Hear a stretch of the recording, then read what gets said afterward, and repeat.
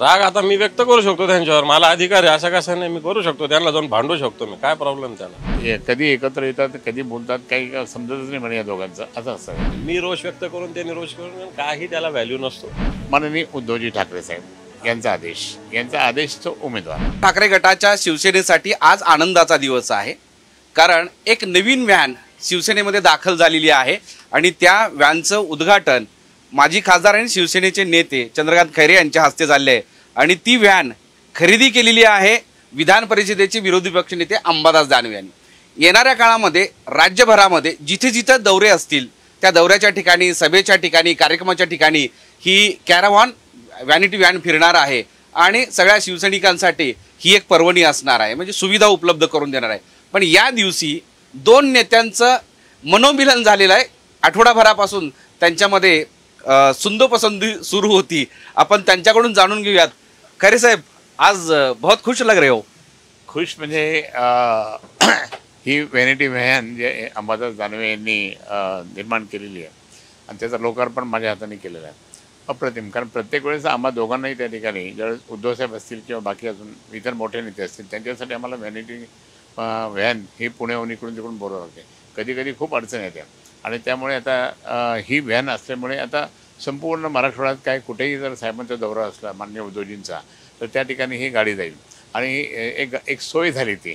आता काय मग कुठेही तरी जाऊन हे करायचं म्हणजे ते बरोबर नाही. पण एक चांगल्या पद्धतीची व्हॅन या ठिकाणी अंबादास दानवेंनी केली म्हणून मी त्यांचं मनापासून याच्याने अभिनंदन केलं आहे. बरं, 2 दिवसापूर्वी तुम्ही इच्छा व्यक्त केली की लोकसभेसाठी मी तयार आहे, लोकसभा निवडणुकीसाठी मी इच्छुक आहे असं म्हटल्यानंतर दोघांमध्ये सुंदोपसंदी सुरू झालेली होती. हे संपूर्ण महाराष्ट्रानं बघितलंय आणि आज तुम्ही खरेदी केलेल्या व्हॅनचं साहेबांच्याच हस्ते उद्घाटन. हे तुम्ही मीडियाचे लोक लावत असतात. ते काही बोलले नाही, मी काही बोललेलो नाही. आम्ही दोघांनी सांगितलं की पक्षप्रमुख जो आदेश देतील तो. असं कोणी म्हटलं की नाही मीच, ते सुद्धा म्हणले का नाही मीच, असं कोणीच म्हटलेलं नाही. आणि इच्छा असणं काय पक्षात नसावी असं कोणी सांगितलं. इच्छा असू शकते कोणाची, पण शेवटी इच्छावर संघटना किंवा पक्ष चालत नसतो. सगळ्यांच्या इच्छेवर जनतेची इच्छा काय, पक्षाची इच्छा काय, येणार काळातली आवश्यकता काय हे महत्त्वाचं असतं. हे मलाही समजतं, त्यांनाही माहिती आहे. आणि त्यामुळे आम्ही बोललोच नाही. बोललो जरी असलो वैचारिक आमच्यात काही एखाद्या विषयात असू शकतो मतभेद, म्हणून फरक काय पडला. पण ते या शिवसेनेचे नेते आहेत, या संभाजीनगरचे ते प्रमुख आमचे सगळ्यांचे पालक आहेत. त्यामुळे आमचं कोणतंही शिवसेनेचं कार्य असताना त्यांच्याच हस्ते करतो. कोणताही शिवसैनिक असो या जिल्ह्यातला, त्याच्याविषयी आमच्या मनात कधी शंका राहिलेलीच नाही आहे. भले ते आता उद्या माझ्या घरी लग्न आहे, खैरे साहेबच प्रमुख आहे, तेच सगळ्यांचा आदर करतील. आमच्याकडे शिवसेनेची सिस्टीम आहे, आम्ही कुटुंब म्हणून एकत्र राहतो. ठीक आहे, बोललो असेल तर मी लहान आहे, बोललो तर ते सोडून देतात का? मी काही रोज बोललो तर त्यांनी सोडूनच दिलंय, ते बोलले मी सोडूनच दिलंय ना, असं थोडी धरून चालत असतं. बाईट देताना तुम्ही तुमची भूमिका मांडताना रोष खैरे साहेबांवर किंवा खैरे साहेबांना बाईट देताना तुमच्यावर रोष असं चित्र दिसतच ना. नाही, मी कधीच नाही रोष व्यक्त केला, कधीच रोष व्यक्त केला नाही. मी सतत म्हणलं खैरे साहेब आमचे नेते आहेत, त्याच्यामुळं त्याच्यात काही प्रश्न नाही आहे. त्या विषयाचा काही रोष कशाचा असा रोष माझ्या रोषावर आणि त्यांच्या रोषावर काही अवलंबूनच नसतं. पक्षप्रमुखाच्या निर्णयावर अवलंबून असतं. आम्ही रोष व्यक्त करून काय फायदा नसतो. जे उद्धवजी ठाकरे साहेब म्हणतात तेच असतं. मी रोष व्यक्त करून त्यांनी रोष करून काही त्याला व्हॅल्यू नसतो. हे आमच्या मनातले मांडे असतात. शेवटी फायनल अंतिम उद्धवजी ठाकरे साहेबच असतात. मनातले मांडे म्हणल्यानंतर साहेब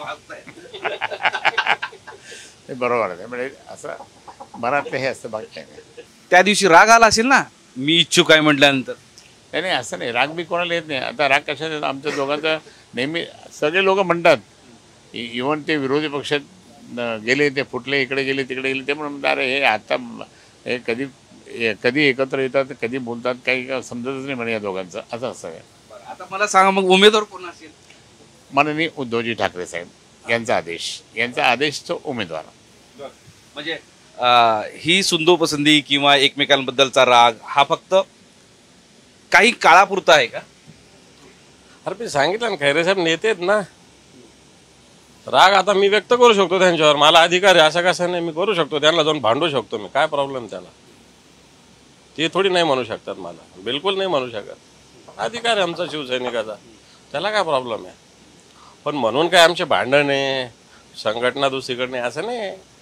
शेवटी संघटनेचं हित सगळ्यात हायएस्ट प्रायोरिटी सगळ्यांची असते. सगळ्यात महत्त्वाची हायएस्ट प्रायोरिटी आमची काय असेल तर ती शिवसेना आहे. आमची स्वतःची प्रायोरिटी आम्हाला बाजूला ठेवावी लागते, त्याला काय प्रॉब्लेम.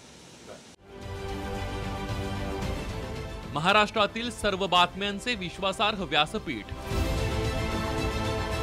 सकाळच्या सर्व सोशल मीडिया प्लॅटफॉर्मला लाईक, फॉलो आणि सबस्क्राईब करा. तसंच सर्व नोटिफिकेशनसाठी बेल आयकॉन प्रेस करायला विसरू नका.